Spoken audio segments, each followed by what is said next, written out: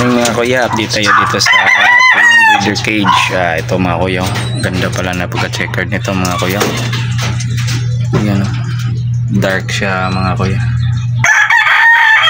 Ito lang siya, nag-iisa na siya, nagsisilbing nanay at tatay ng mga inakay niya. Kasi pinahinga ko na dito sa stock loop yung mga yung resale natin dito.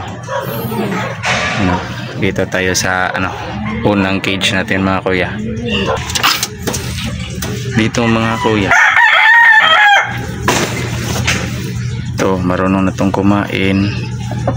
Baka mga kuya, ililipat na natin to sa susunod siguro na linggo para makaproduce din ito.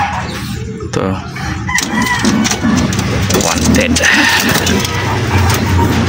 wanted line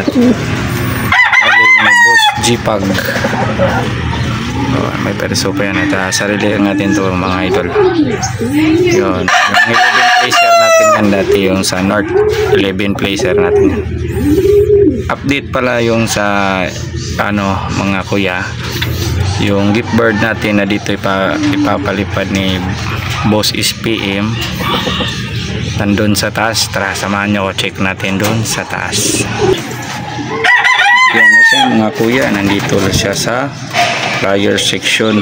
Ito sa ating mga flyers loop mga kuya. Dito ko na lang nilagay siya kasi dun sa baba wala na akong paglagyan sa kanya. Pasortihan lang to mga kuya kung sa darating na natin race na undaklik di siya matamaan ng sakit.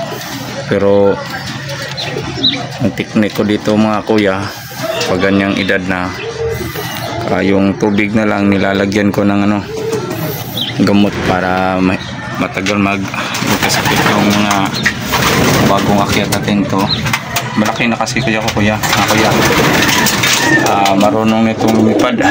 Hindi ko pa na-train ito sa outdoor. Dito muna siya, pasurtihan na lang to.